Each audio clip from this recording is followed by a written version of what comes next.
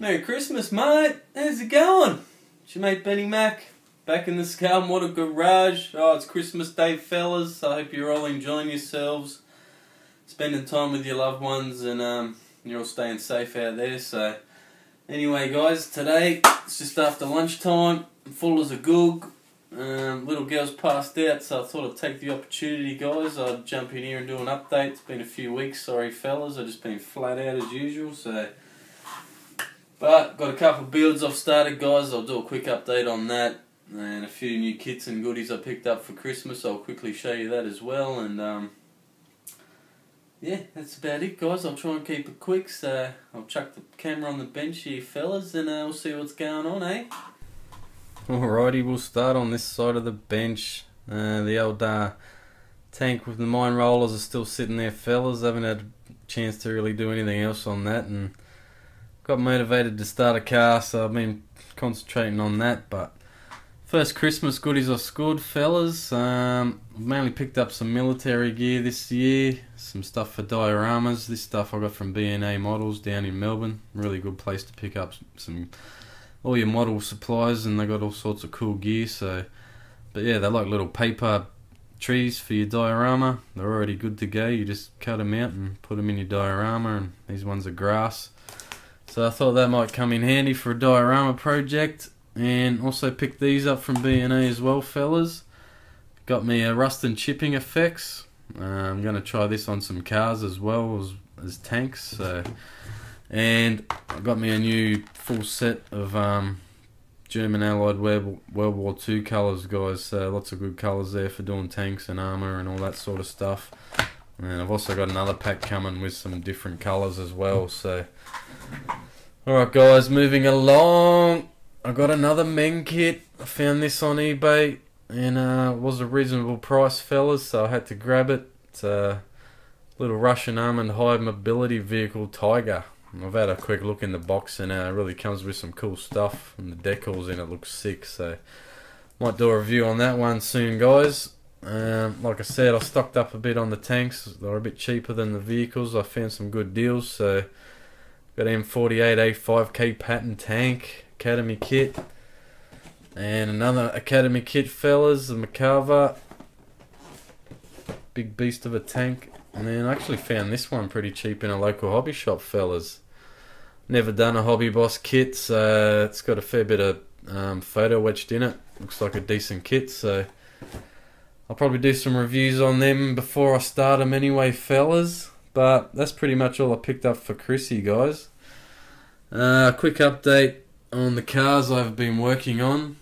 As you know, you saw the quick teaser I put up the other night, fellas, of the 2010 Camaro from Revell. And then I found this one in a hobby shop too, guys, and it was AMT, and I normally try and avoid AMT. I know you guys say some are good, some are bad, but yeah, this one wasn't a great one, fellas. I'll show you in a second why. But I'll start with the Camaro, guys. The body's all done and nicely painted. Once again, I used the Testors one coat lacquer in a can that I picked up at the Hobby Expo. I've only got one can left now, a bluey colour, and that is, what is it, fiery orange. So once again, laid down really nice. I sort of, when I started doing the paint job, I got a bit of crap on the side, so I stopped and let it dry and wet sanded it out, and pretty much used the whole can after I did that, and a little bit on the engine, and what else did I use it on? That was it, really. And then the interior is all done, fellas.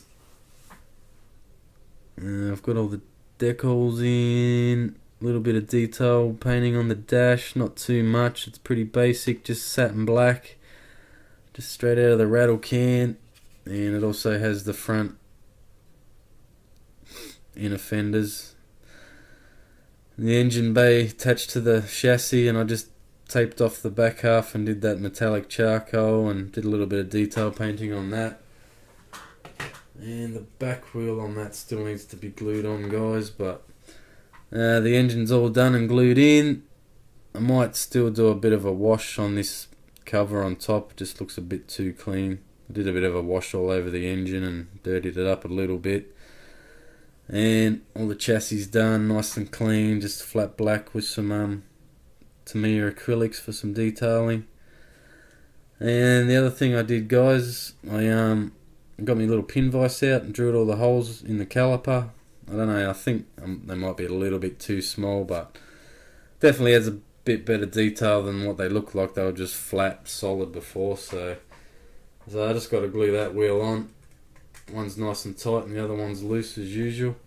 But that's about it for the Camaro, fellas. It's pretty close now. I'm just thinking I wouldn't mind taping up this body kit, front or side and back, because I've got this front scoop that comes with it, and I've done that charcoal, and I just reckon it'll look nice if all that match. So if anything, that'll be the next thing to do on that. And then the 49 Merc, guys, once again, like I said, I was a bit disappointed. As you can see, that's how it came out of the box, fellas, with this dirty big chunk hanging out of the side of the door. So I actually emailed AMT, and being that I work in quality control myself, it baffled me how that could have got through, because you even had the interior and the chassis inside the body when they packaged it. So someone wasn't looking very hard, or obviously didn't give a crap. So, but anyway, guys, what I'm doing with the Merc, I thought, because it was a bit dinged up and it's not going to come out nice and shiny how I was liking to. I've got another kit anyway of a Merc, the Revell kit, so that'll be the shiny one. But I thought I might do a rust bucket or a zombie hunter. I'm still a bit undecided. So, but give a shout out to a fellow Aussie YouTuber. He doesn't live too far away from me, I don't think. Yeah, I did a video the other night. It's Phil Ferguson. I think it's Phil Ferguson, mate. I'll put his name up here anyway, fellas. He's only started doing the modelling videos not too long ago, so go over and check him out and show him a bit of love from the community. But yeah, he got me onto this stuff. It's Satin Espresso Rust-Oleum 2x primer. And yeah, it's really nice, that stuff. I found it at Bunnings for about $10.50 yesterday. And yeah, gave that a hit with that. I thought that'd be a good base colour for the rust, which was Phil's idea. So hats off to you, man. I thought it was a good idea. And then all I've done, guys, while I was at the shop picking that up, I got some red oxide, burnt umber, and yellow oxide, just craft acrylics.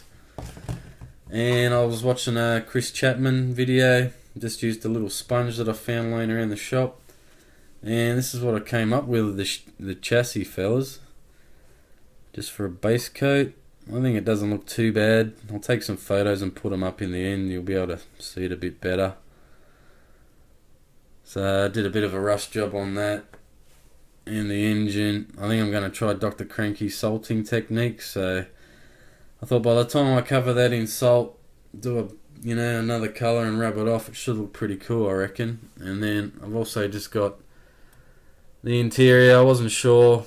I still got to do a bit of research on how to weather the interior. I pretty much just did the same with that, fellas. So, but it's just a bit of an experimental kit, this one, guys. There was heaps of flash. It took me ages to get that body looking like that, get all the mold lines and stuff off it. And one last little quick look before I go. I haven't showed you my first little real attempt at a diorama using my static grass applicator, guys, and the Tamiya mud effects, and some razor wire that I did in that tutorial the other week. So I did have some Woodland Scenics water stuff to use on this, but I'm still not 100% on it. I want to do a bit more research. And then, because I did it in a corner, you got to have a perfect seal. So, but yeah, I thought it came out looking pretty cool, guys. Static grass applicator worked well. The grass came out looking pretty cool. But that's about it, my friends. I've gone on for long enough, so I'll let you guys go and enjoy the rest of your Christmas day. And it's your mate Benny Mac from Down Under saying, you have yourself a Merry Christmas and a safe and happy New Year, my friends.